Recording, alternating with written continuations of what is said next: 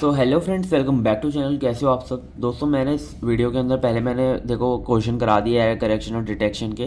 So unit 2 के अंदर कुछ 3 न्यूमेरिकल थे जो कि डायरेक्टली फार्मूले बेस्ड थे, तो मैं वो भी करवा देता हूँ, है ना। तो ये पिछले साल आए हुए हैं, ये 2018 और 19 में आया था 10 मार्क्स में। देखो बहुत बड़ा न्यूमेरिकल है, लेकिन है ना पूरा का पूरा बस फार्मूले बेस्ड था। अगर आपको फार्मूले आते होते तो आप ये न्यूमेरिकल आराम से कर लोगे, ठीक है। तो देखो इसके अंदर ना सबसे पहले हमें जो भी हमारा ये है न्यूमेरिकल है, इसके अंदर से हमें जो भी इन्फॉर्मेशन दी हुई है हमें इसे अलग से निकाल के लिख लेनी है, ठीक है।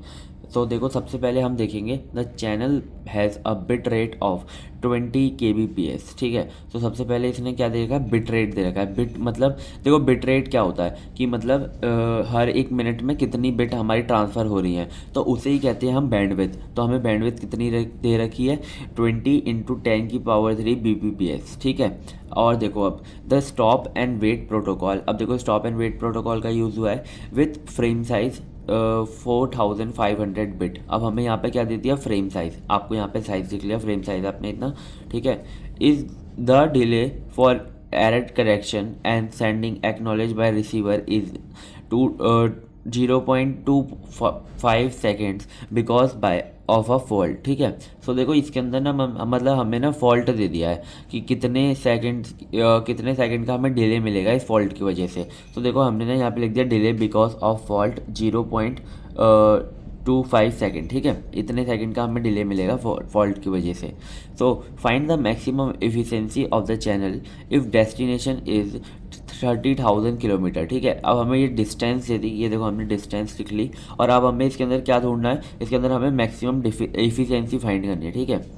And away and the speed of the propagation of the signal. अब हमें इसमें स्पीड भी दे दी जो थी हमारी प्रोपोगेशन स्पीड है, ठीक है। तो हमने प्रोपोगेशन स्पीड लिख ली यहाँ पे 2.8 × 10⁻8 मीटर पर सेकेंड, ठीक है। और इसके अंदर क्या ढूंढना है, find the decrease in efficiency due to the fault.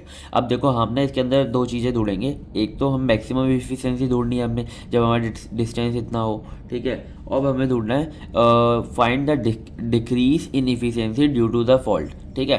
तो उसके लिए हमें सबसे पहले ये ढूंढना पड़ेगा कि हमारी डिक्रीज फ्रीक्वेंसी कितनी आई है, ठीक है। और फिर जो मैक्सिमम फ्रीक्वेंसी है उसको हम माइनस कर देंगे डिक्रीज फ्रीक्वेंसी से, तो हमारी वो आ जाएगी फ्रीक्वेंसी जो हमें मिलनी है, ठीक है। सो देखो सबसे पहले हमने सारी यहाँ पे जो चीज़ें हमें मिली हुई हैं वो हमें मिल गई हैं, ठीक है। हमें बस इसमें ही देख लो, आपको मैं फॉर्मूले बताऊंगा, बस आपको ये याद करने हैं, ठीक है। आपको ये मैक्सिमम इसका इफिशिएंसी का फॉर्मूला हमेशा याद रखना है, क्योंकि इससे बहुत सारे न्यूमेरिकल आते हैं, ठीक है। So maximum efficiency is equal to होता है 1/1 + 2a, ठीक है। और यहाँ पे जो a होता है ना, a की वैल्यू होती है हमारी propagation time upon transmission time. Basically हमारा रेशियो होता है प्रोपोगेशन टाइम और ट्रांसमिशन टाइम का, ठीक है। सो देखो a आ गया हमारे पास। अब हमें क्या करना है, अब हमें ये प्रोपोगेशन टाइम और ट्रांसमिशन टाइम फाइंड करना है। देखो यहाँ पे हमारे पास प्रोपोगेशन स्पीड है लेकिन प्रोपोगेशन टाइम नहीं है, तो प्रोपोगेशन टाइम कैसे निकालते हैं।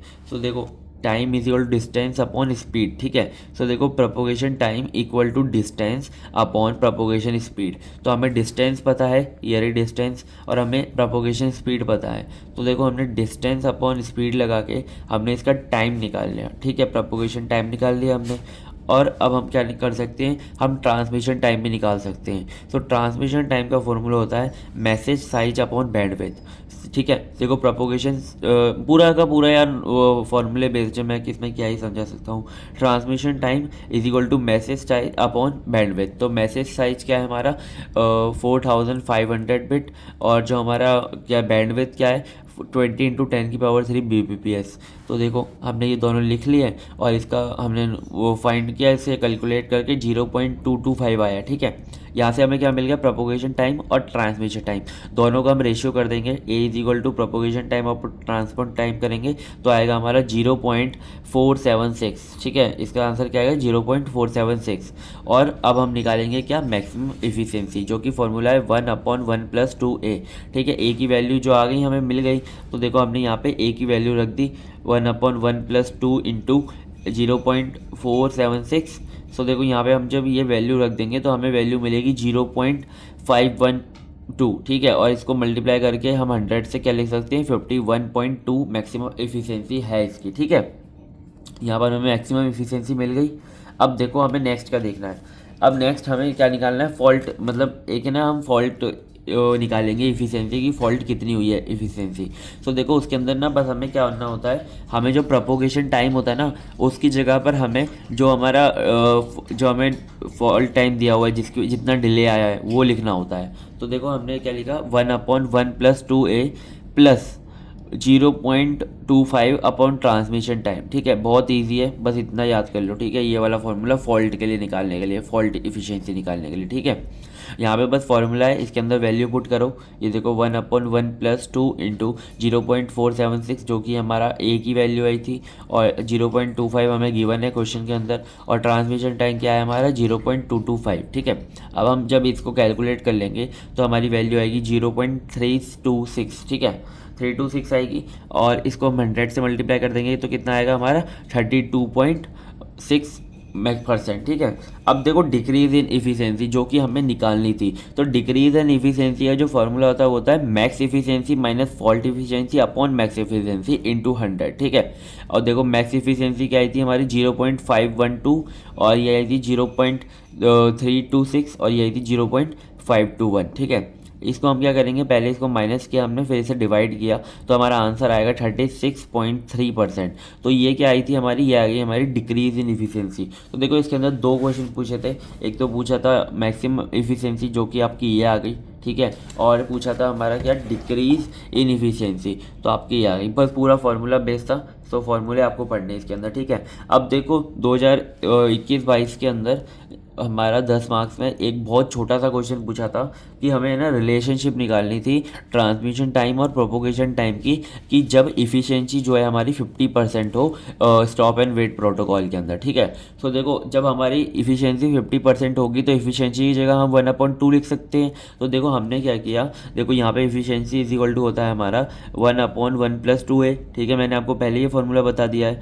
और देखो a की वैल्यू होती है हमारी propagation time upon transmission time. ठीक है, अब हमें इन दोनों के बीच में रिलेशन निकालना है जब हमारी इफ़िशियंसी 50% हो। तो देखो हमने इफ़िशियंसी की जगह रखा 0.50, इसे हम 1/2 भी लिख सकते हैं।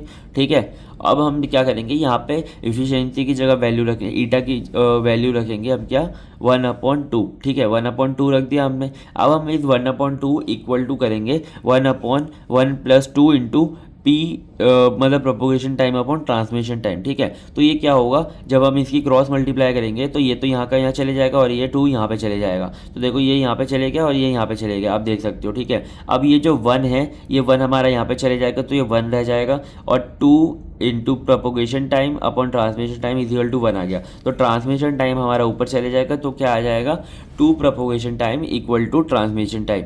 तो देखो हमारा जो प्रोपोगेशन टाइम है वो डबल हो जाएगा ट्रांसमिशन टाइम के, जब हम क्या करेंगे, हमारी इफिशियंसी को 50% रख देंगे। ठीक है, और एक और क्वेश्चन आया था वो भी करवा देता हूँ। ठीक है, वो भी पूरा फार्मूला बेस्ड था। मैं ये क्वेश्चन करवा रहा हूँ क्योंकि वो फार्मूले बेस्ड है, कि आप बस फार्मूले पढ़ लो, क्योंकि हमारा पेपर बहुत जल्दी है। देखो मेरा भी एग्ज़ाम है, तो देखो जितने न्यूमेरिकल हो पाएंगे वो मैं करवा दूंगा। ठीक है, सारे तो बहुत ही मुश्किल है, लेकिन हर वेरिएंट के करा दूंगा। ठीक है, 2021-22 में 10 मार्क्स में आया था ये वाला question, find out window size. देखो इसके अंदर हमें विंडो साइज़ ढूंढनी थी और मिनिमम सीक्वेंस नंबर ढूंढना था। दोनों का बहुत एक फार्मूला होता है, बस वो पढ़ लो और आराम से हो जाएगा। ठीक है, इसके अंदर हमें ट्रांसमिशन टाइम मेंशन है और प्रोपोगेशन टाइम डिले मेंशन है। ठीक है, तो देखो इसे कैसे निकालते हैं। तो देखो सबसे पहले हमें ना विंडो साइज़ निकालनी है और विंडोज और सीक्वेंस नंबर निकालना है, हमने लिख दिया। ठीक है, और हमें गिवन क्या क्या है वो भी लिख लो। ठीक है, जो हमारा ट्रांसमिशन टाइम है वो 1 ms गिवन है, और जो हमारा प्रोपोगेशन डिले है वो हमारा कितना गिवन है, 24.5 ms गिवन है। ठीक है, अब देखो, अब हमें क्या करना है, सबसे पहले हमें रेशियो निकालना है, ए निकालना है। ठीक है, हम जब इसको विंडो साइज में ना हमें ए की ज़रूरत पड़ेगी, तो हम सबसे पहले क्या करेंगे, ए को फाइंड कर लेंगे। ए क्या है हमारा, ratio of propagation delay versus transmission time. ठीक है, तो हमने ये propagation delay upon transmission time यानी कि 24.5/1 ये बिल्कुल सेम आ गया।